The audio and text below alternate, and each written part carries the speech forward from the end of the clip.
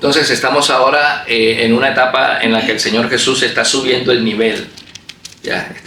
Él les dijo que ustedes, en el capítulo 9, Él les dice, ustedes no son mis ovejas. Sí, ustedes no son mis ovejas. Si ustedes fueran mis ovejas, me seguirían. Sí, les dice también que, dice que algunos fariseos les decían que este hombre no es de Dios, versículo 9:16, porque no guarda el Shabbat. Otros decían, ¿cómo puede un hombre pecador hacer estas señales? Y había divisiones entre ellos. Luego ellos dicen de sí mismos, nosotros somos hijos de Abraham. Luego dicen, escalan y dicen, nosotros somos hijos de Dios. Y Jesús le dice, si fueseis hijos de Abraham me amaríais, pero no me amáis porque no sois de mis ovejas. Vosotros, como dice al principio del capítulo 10, el capítulo 10 comienza con, de cierto os digo, el que no entra por la puerta del redil de las ovejas, sino que sube por otra parte, el tal es ladrón y salteador. Jesús le está diciendo a estos fariseos, ustedes son unos ladrones y unos salteadores. Ustedes no son pastores de las ovejas, ustedes son asalariados. Jesús está escalando, está subiendo el nivel. Ellos quieren, ya es la tercera vez, va a ser la cuarta vez que van a coger piedras para apedrearnos, pero como Él dice, yo doy mi vida y yo mismo la tengo, yo doy mi vida y yo la vuelvo a tomar porque este mandamiento recibí del Padre. Por lo tanto, a Jesús no le preocupaba que tiraran las piedras porque ese no era el momento. El momento lo iba a decidir Jesús mismo. Entonces vemos que luego ya al versículo 31 en adelante, desde el versículo 22, Jesús viene a una fiesta en Jerusalén, una fiesta que no se encuentra en el Antiguo Testamento. Es una fiesta que se crearon ellos en el tiempo intertestamentario. Sí, en el tiempo intertestamentario, en la época de los macabeos, de Judas Macabeos. Y Jesús viene y fue a esa fiesta, la fiesta de la dedicación. Vosotros la habéis oído, ahora mismo se le llama Hanukkah. La fiesta del Hanukkah, donde son las fiestas de las luces, de la dedicación y todas esas cuestiones. Y ellos están celebrando esa fiesta, pero Jesús va a esa fiesta. Esa fiesta es la fiesta de la purificación del templo después de que hubiesen cogido y limpiado el templo después que lo profanó un rey de la época, Antíoco Epifanes. Sí, Antíoco Epifanes, él se autodenominó Epifanía, revelación de Dios, Antíoco Epifanes. Sí, pero le decían despóticamente a Antíoco Epímanes, que significa Antíoco el loco. Y le decían a Antíoco Epímanes, Antíoco Epífanes, que se creía Dios, hizo un sacrificio en el lugar santísimo y con cerdos, y quedó inmunda la casa de Jehová porque ellos sacrificaron un cerdo. Y resulta que después de estas tantas rebeliones que tenían los judíos contra los ocupadores romanos, en aquel tiempo los griegos, pero en este caso los romanos, ellos vienen y crearon la fiesta de la dedicación, la fiesta del Hanukkah, de las luces, de la purificación. Y Jesús viene a esta fiesta. Jesús viene a esta fiesta y purifica el templo, pero no lo purifica como ellos viene a cerrar el ciclo de fiestas. Ya no hay más fiestas. Jesús está a 2 semanas de su crucifixión. Aquí está a 2 semanas de su crucifixión, cerquita de entregar su propia vida. Entonces, esta mañana quiero que vean algo hermoso, hermano. No quiero que salgan de aquí con 3 puntos bien tomados en su libreta. Sí, ay, el Señor, 3 puntos, punto 1, punto 2, punto 3. No quiero que salgan discutiendo de teología. Ahora que salgamos de aquí, quiero que salgan con el corazón encendido por alguien. Quiero que salgan con el corazón encendido por Jesús. Quiero que cuando lleguen a su casa y cierren sus ojos para dormir, vean a Jesús. Porque la Biblia de principio a fin es la historia de una tristeza y de un consuelo inmenso.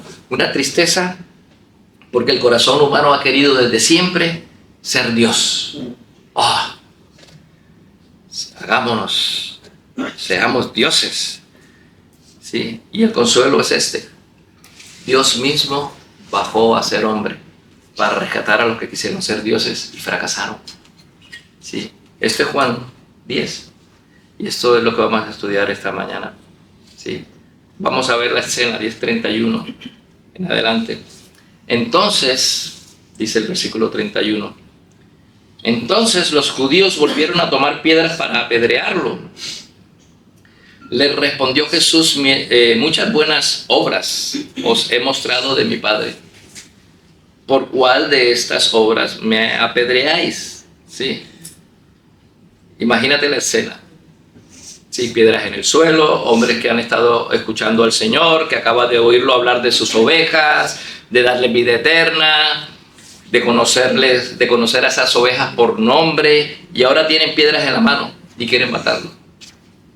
Cosas buenas que estaba haciendo Jesús, y sin embargo ellos quieren matarlo. ¿Por qué? Porque Jesús acaba de decir algo que los dejó así como sin aire. Yo y el Padre uno somos. Wow. Aquí los testigos de Jehová, fuera. Los Jesús solo, fuera. Yo y el Padre, dos. O sea, Jesús solo, chao también. Testigo de Jehová, Jesús solo, para allá.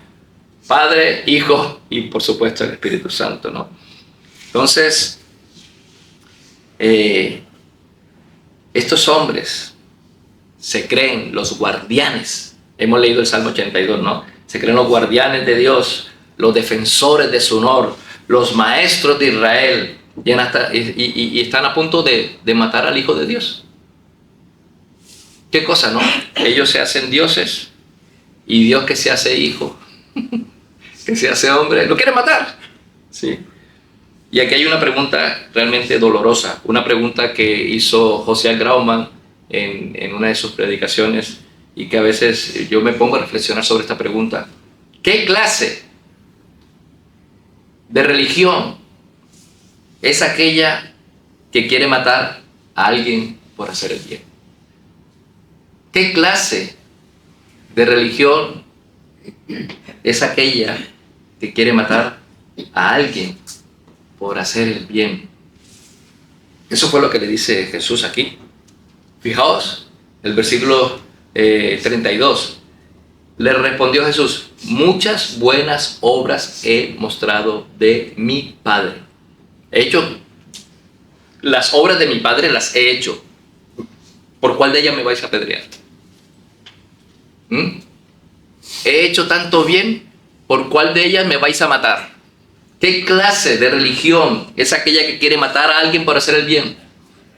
¿Qué clase de religión es aquella que extermina naciones enteras, pueblos enteros, porque Dios le prometió esa tierra? ¿Qué clase de religión permite la muerte y la masacre de niños, de ancianos, cuando Dios dice, tened misericordia?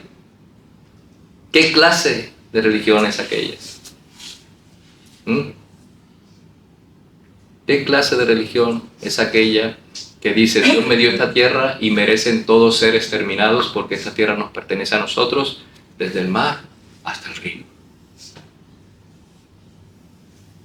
Sin moral, sin fondo, sin trasfondo, sin derechos. Dios no dice en el Salmo 82, ¿hasta cuándo juzgaréis injustamente y haréis acepción de las personas de los impíos? ¿Hasta cuándo vais a hacer esa acepción de personas? Dios no hace acepción de personas.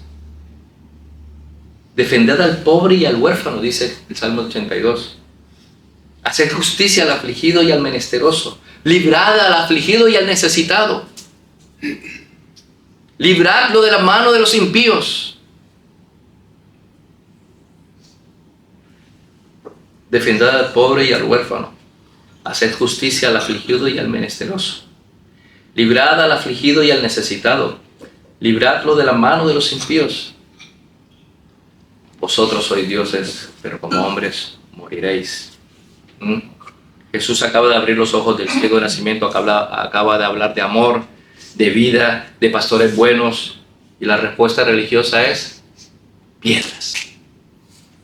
Piedras. ¿Saben por qué pasa eso? Porque lo que está en juego no es solamente un debate teológico. Lo que está en juego es la historia más antigua. Una historia que todos nosotros, sin excepción, hemos vivido dentro de nuestro propio corazón. Voy a contar esa historia. Y aquí el viejo deseo del corazón humano. Génesis 3. Adán en el huerto. La serpiente no le ofrece a Eva riquezas, ni placer, ni fama. Le ofrece algo mucho más peligroso. Les ofrece: seréis como Dios. Uy, si soy como Dios puedo tener todas las cosas, ¿no? ¿Para qué me vas a ofrecer fama? Si me dices que me ofrece ser como Dios, pues voy a tener todo. ¿Sí? Y el corazón humano desde ese día creyó esa mentira. Adán pensó: yo puedo decidir por mí mismo lo que es bueno y lo que es malo. Yo no necesito de que Dios me lo diga. Yo voy a ser mi propia autoridad. Ese es el pecado, ¿no? En su raíz, querer ser Dios. El pecado en su raíz es querer ser Dios. Siempre quiere uno ser Dios. ¿Y qué pasó? Adán no se hizo Dios, se hizo mortal, se hizo avergonzado, se escondió entre los árboles, se escuchó el ruido de sus propios pies corriendo detrás de Dios.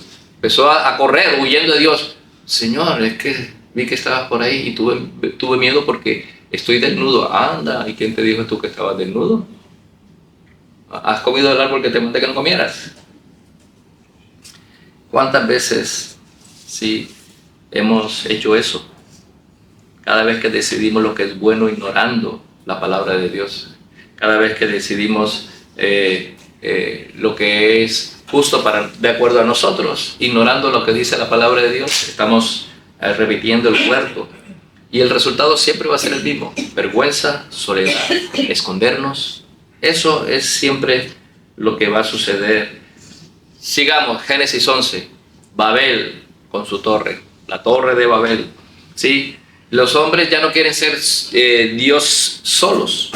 Sí, ya no es Adán y Eva en el huerto, ahora quieren ser Dios juntos. Seamos Dios. Juntos construyen una torre, edifiquémonos una torre cuya cúspide llegue al cielo y hagámonos un nombre. Seamos Dios. Vamos a edificar, a coser ladrillos y a utilizar argamasa y vamos a llegar con una torre hasta el cielo. ¿Sí? ¿Lo ven? Quieren subir al cielo por sus propios medios. Quieren llegar al cielo sin Dios. Quieren la gloria sin la gracia. Quieren llegar a la gloria sin la gracia de Dios. ¿Sí? ¿Y Dios? ¿Qué tiene que hacer Dios? Dios tiene que bajar.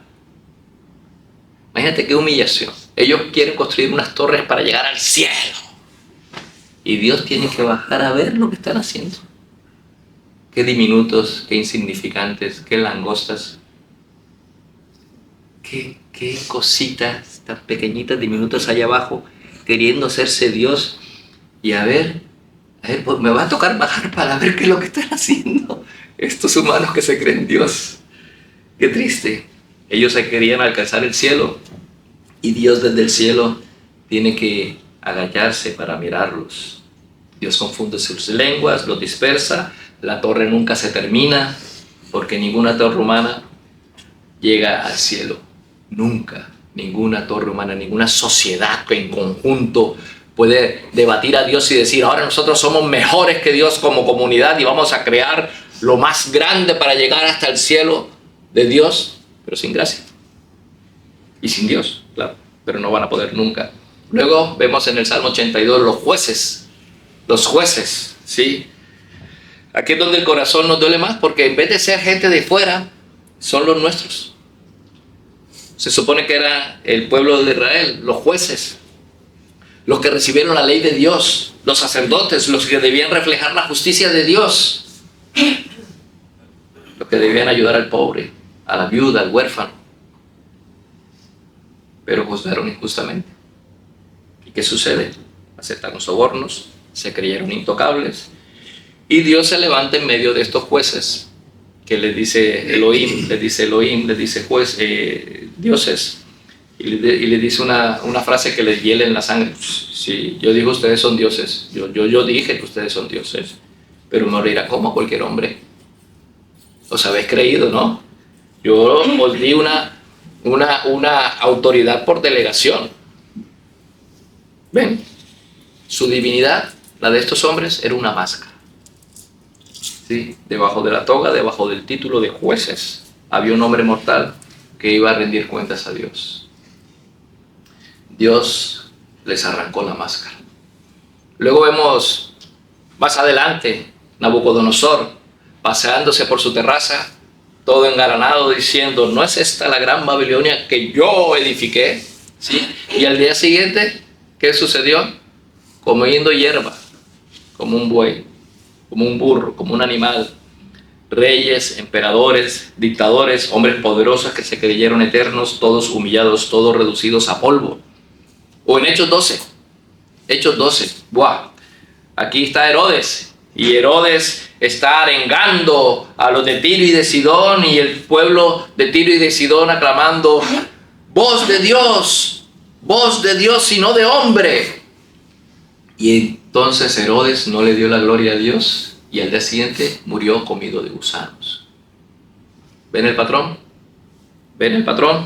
Adán quiso ser Dios, cayó. Babel quiso subir al cielo, fue confundida. Los jueces quisieron ser la autoridad última y fueron condenados. Los reyes quisieron ser eternos, murieron como cualquier hombre. El corazón humano, cuando intenta ser Dios, termina siendo menos que humano. Termina en vergüenza, en confusión, termina en muerte. Y esto es lo más triste. Los jueces, los líderes religiosos de Israel en Juan 10 están exactamente en la misma posición. Se creen jueces, si tienen piedras en la mano, se creen los guardianes de Dios, se creen los jueces justos del Salmo 82 y están a punto de condenar al único juez verdadero. Uno podría decir: no hay esperanza. El corazón humano nunca va a cambiar. Siempre va a querer ser Dios y siempre va a terminar en el polvo. No hay esperanza, es que todos los hombres son así. Y sería cierto si no fuera por una persona. Hermanos, en medio de esta larga, triste historia de hombres que quisieron subir al cielo, alguien bajó.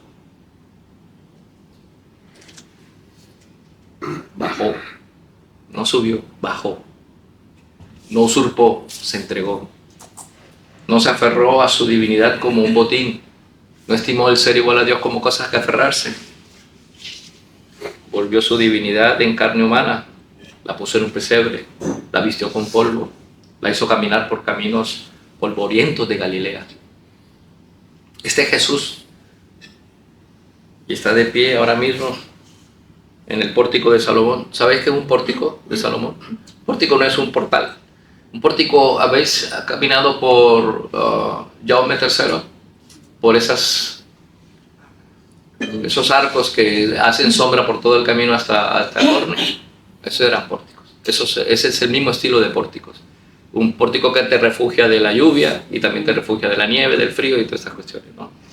Eso era el pórtico. Está en el pórtico de Salomón, y yendo a una fiesta que no es una fiesta que él como Dios instituyó, es una fiesta instituida por los judíos, ¿sí? Y él está en el pórtico de Salomón con las piedras apuntándole, ¿sí? Y no huye, no se defiende con ira, y lo mira con calma y les dice: muchas buenas obras les he mostrado, ¿por cuál de ellas me apedrean? ¿Sí? ¿Saben qué es lo que sucede con esto? Los acusadores tienen piedras. Jesús tiene obras. Obras buenas. Obras hermosas. Ojos abiertos donde nunca hubo luz. Manos que sanaron. Panes multiplicados. Muertos que volvieron a respirar. Eso en el capítulo 11 ya comienza con Lázaro. Y ellos dicen: no te apedreamos por ninguna buena obra, sino por blasfemia. Están diciendo una mentira. Dice que Jesús está blasfemando. No te apedreamos por ninguna buena obra, sino por blasfemia, porque tú siendo hombre te haces Dios. Qué ironía tan grande. Qué ironía tan grande. Toda la historia humana fue de hombres haciéndose dioses. Y aquí llega uno que ya es Dios. Desde antes que hubiese huerto, antes que hubiese torre, antes que hubiera jueces. Y los hombres lo acusan de hacerse Dios. A Dios. Como si él necesitara usurpar lo que ya es suyo por naturaleza divina. Yo soy Dios. Creedle por las obras que hago, son las obras del Padre. ¿Cuándo en la historia un hombre ha dado vista a los ciegos? ¿Quién con el poder de su palabra ha sanado a un paralítico de nacimiento? Nadie. En la historia. En los versículos anteriores, ahí dice, esto no puede ser obras de Satanás, son obras de Dios. Había división entre los fariseos porque unos decían, pero esto no puede ser hecho por Beelzebú. ¿Cuándo? Hemos visto el mismo ciego, el mismo ex ciego, dice, oye, pero una cosa yo sé, que antes no veía y ahora veo. Ahora veo. Yo no sé si tú conoces a Jesús, pero Él me dio la vista y ahora yo soy su discípulo. ¿Queréis haceros vosotros también su discípulo? Gloria a Dios. Un ciego dándole una clase magistral de teología a un maestro de la ley.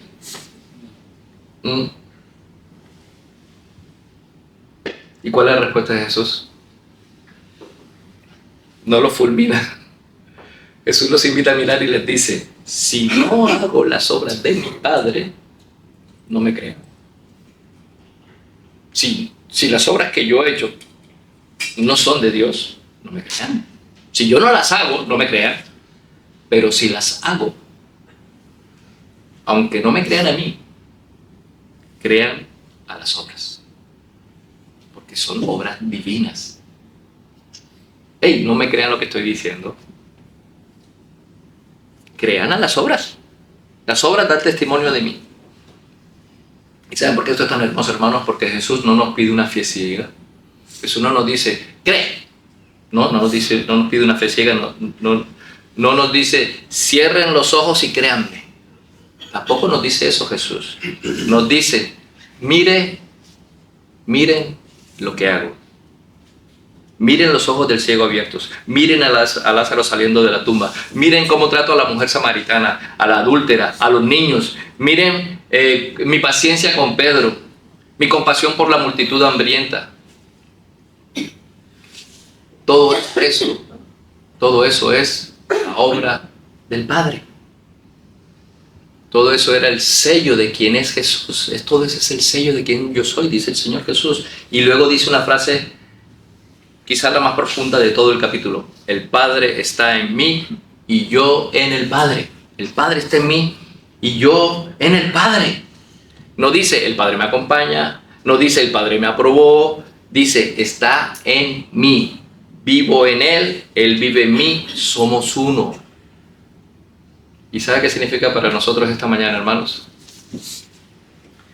Significa que lo que Jesús hizo en la cruz, el Padre lo respalda por completo. No hay división en Dios. Lo que Jesús hizo en la cruz, Dios lo respalda. No hay división en Dios. No hay un padre enojado que tuvo que ser convencido por un hijo suplicante, como dice la Iglesia Católica. No. El Padre y el Hijo, en perfecta unidad, desde antes que el mundo existiera, dijo lo siguiente: vamos a rescatarlos, vamos a amarlos, vamos a darlo todo por ellos. Eso es precioso. Eso es para quedarse mirando al Señor toda la vida y decir, wow. Oh, qué amor, qué inmenso amor, el de mi Salvador.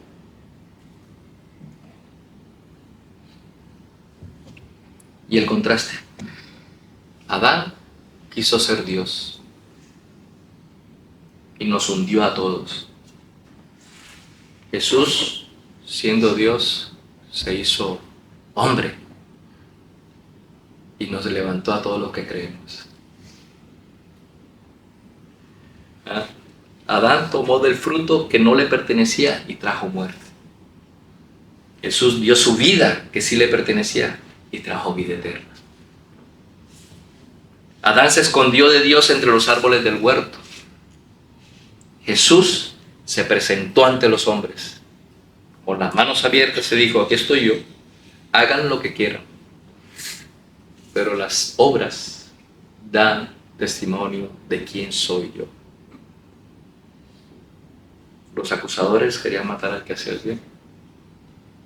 Nosotros adoramos al que haciendo el bien supremo, morir en la cruz por nosotros, nos dio vida. ¿No es digno? ¿No es el Señor digno? No es como para quedarse sin palabras y decir, qué amor, qué bondad, qué clemencia del Señor para conmigo. Yo era su enemigo. Yo odiaba al Señor. Yo no quería saber nada de Dios. El Señor me atrajo con cuerdas de amor. Me quitó esa cosa en el corazón de odio que tenía con Él y me llevó a su redil. Mis ovejas oyen mi voz y me siguen. Yo las conozco y yo las llamo y ellas vienen detrás de mí, porque el pastor siempre va por delante y las ovejas van por detrás. Entonces, vamos a hacer una aplicación de todo esto que hemos escuchado, ¿no? Pero no como una lista de deberes, por favor, sino con 3 regalos. 3 regalos que este pasaje deja en nuestras manos esta mañana. El primer regalo, la seguridad. Ese es el primer regalo, la seguridad. Juan 10, 28 y 29. ¿Qué dice Juan 10, 28 y 29? Dice así: y yo les doy vida eterna y no perecerán jamás, ni nadie las arrebatará de mi mano. Mi Padre que me las dio, mayor que todos es, y nadie las puede arrebatar de la mano de mi Padre. ¿Veis? ¿Saben por qué Adán no pudo sostenerse? Porque era hombre. ¿Saben por qué Babel no pudo terminarse? Porque era una torre humana. ¿Saben por qué los jueces del Salmo 82 no pudieron sostenerse? Porque eran mortales. Pero ustedes, hijos de Dios, ustedes están en 2 manos. ¿Estáis escuchando? Ustedes, hijos de Dios. No por eso ahora estamos blasfemando, porque estamos diciendo que somos hijos de Dios. Somos hijos de Dios. Nosotros prevaleceremos porque estamos en 2 manos. Estamos en las manos del Hijo, esas manos perforadas que nos aman, y estamos en las manos del Padre, esa mano que es mayor que todo. Entre esas 2 manos no hay grieta, no hay fuerza en el cielo, ni en la tierra, ni debajo de la tierra que pueda arrancarnos de ahí.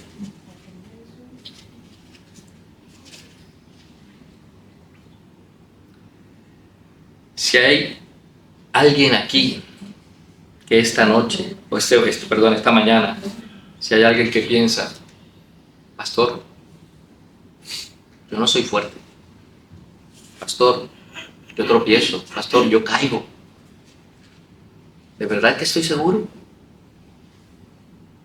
Mira, hermano, hermana, hijo, tu seguridad nunca depende de ti. Tu seguridad no dependió de ti. Nunca. Tu seguridad de salvación nunca depende de ti. Depende de las manos que te sostienen. Depende de esas manos que no tiemblan. Esas manos que no sueltan. Esas manos fueron perforadas por ti y ahora te sostienen para siempre. Ay, Señor, que yo voy a caer. No. El que te sostiene no te suelta. Y si tú eres hijo de Dios, Dios te va a sostener hasta el fin. Para siempre. Ese es el primer regalo, la seguridad. El segundo regalo, la gracia soberana. Sí, a veces nos asusta, ¿no? Pero que debería hacernos llorar de gratitud. Jesús dice en el versículo 26, ustedes no creen porque no son de mis ovejas. Ustedes no creen porque no son de mis ovejas. Versículo 26. Vosotros no creéis porque no sois de mis ovejas, como os lo he dicho.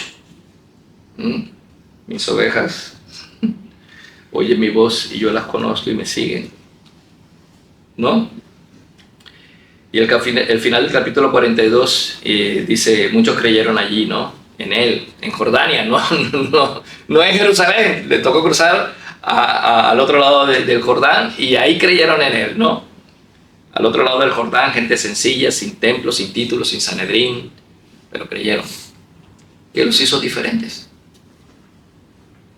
¿Qué hizo diferente a los del Jordán, del otro lado del Jordán, que los que estaban en Jerusalén? ¿Sí? ¿Eran más inteligentes?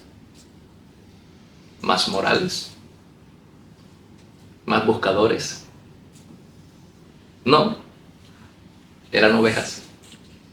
Mis ovejas oyen mi voz. Pues eran ovejas del Señor.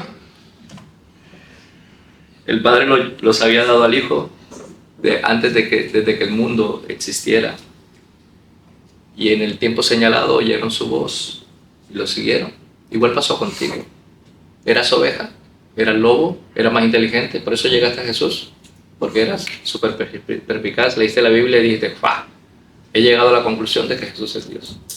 O empezaste a racionalizar con tantos filósofos del mundo y dijiste, definitivamente estoy de acuerdo con que Jesús es Dios.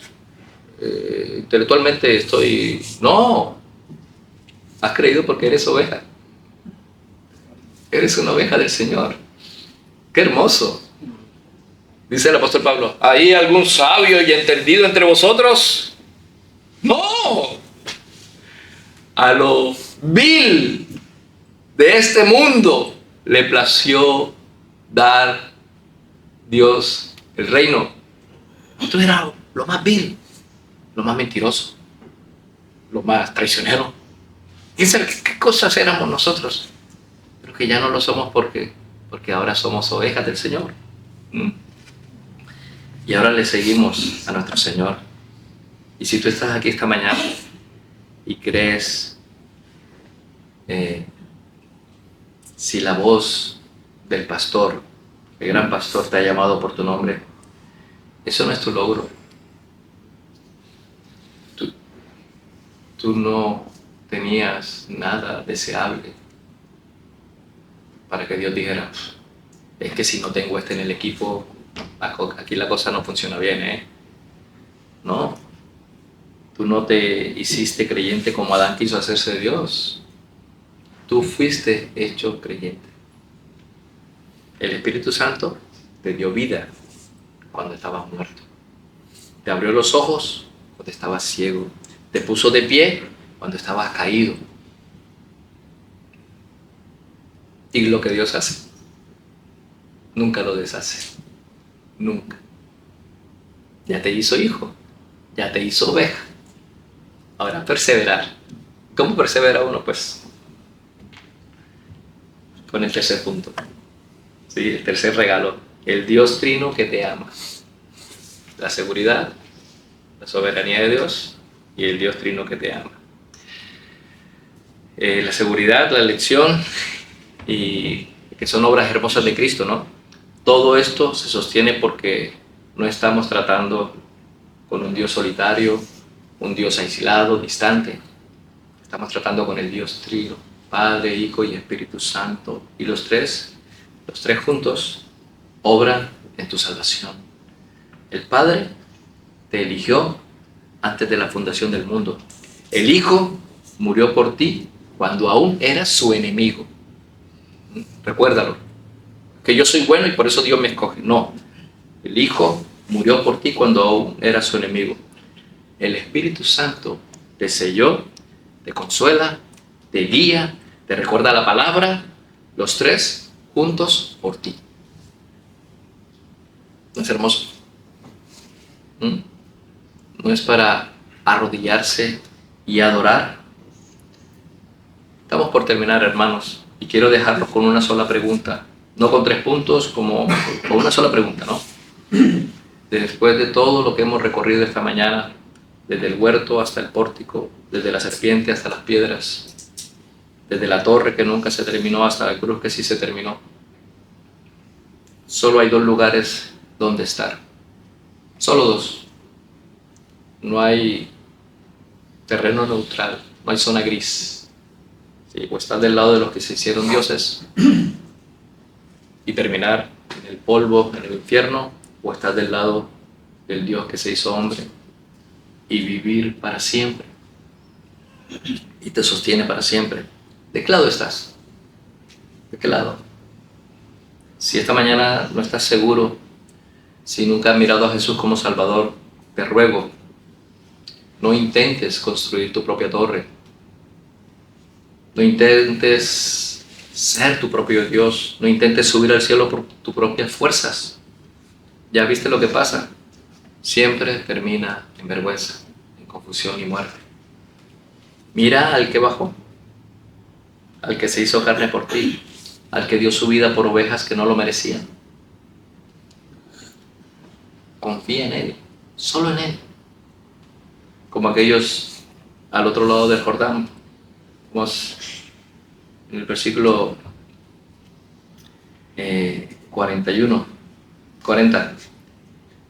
Y se fue de nuevo al otro lado del Jordán, al lugar donde Juan primero había estado bautizando, y se quedó allí, y muchos venían a él y decían: Juan, a la verdad, ninguna señal hizo, mas todo lo que Juan dijo de este era verdad. Y muchos creyeron en él ahí. Sí, muchos creyeron ahí, ¿no? Tu salvación no depende de ti. Si eres oveja, y si aún no lo eres, recuerda esto: tu salvación no depende de ti. No depende de que mañana seas más fuerte. No depende de que no tropieces. No depende de que no tengas dudas. No depende de que no seas Adán otra vez. Depende de las manos perforadas del que te sostiene. Depende de la mano del Padre, que es mayor que todos. Depende del Espíritu que vive en ti y que no se va a ir nunca. El que mora en nosotros es más grande que el que está en el mundo. Y tendremos aflicciones, tendremos problemas, tendremos dudas. Estaremos a punto de sucumbir, de caer y decir: me rindo, me voy al mundo. Pero el Señor te va a sostener. Agárrate, no en tus fuerzas, sino en Él. Ese Dios, Padre, Hijo y Espíritu Santo, no te va a soltar. No quiere, no puede, no lo hará. Porque Él no es como los dioses del Salmo 82, que mueren y caen. Él es el Dios viviente, el que era, el que es y el que ha de venir. Y sus ovejas, sus amados, sus escogidos, no perecerán jamás. No pereceremos jamás. Estamos en las manos del Dios Todopoderoso.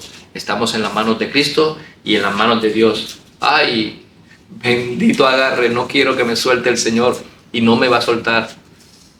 Quiero vivir mis días con la confianza de que aunque yo a veces falle, el Señor me va a sostener. Y que como Adán como en el otro lado del Jordán. Mira, Juan, versículo 40 del 10 dice: y se fue de nuevo al otro lado del Jordán, al lugar donde Juan primero había estado bautizando, y se quedó allí. Y muchas de esas personas venían a él y decían: Juan, a la verdad, ninguna señal hizo. Juan no hizo señales. Tú no necesitas hacer señales para evangelizar. Tú no necesitas hacer milagros para evangelizar, obras poderosas para evangelizar. Tú tienes que hacer lo que hacía Juan.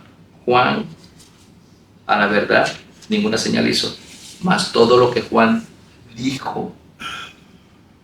Eso es lo que tienes que hacer tú. Tienes que decir la palabra de Dios, tienes que decir el Evangelio, tienes que proclamarlo. No importa que no hagas obras, no tienes que hacer obras, no vas a hacer obras. No vas a hacer obras. La única buena obra que puedes hacer es compartir el Evangelio de nuestro Señor Jesucristo, para que otras personas oigan la voz de su pastor, crean y sean salvas por misericordia, porque Dios le plació. Así de sencillo. Que el Señor nos permita que por nuestro testimonio, nuestras palabras, muchos crean en Él, como dice el versículo 42.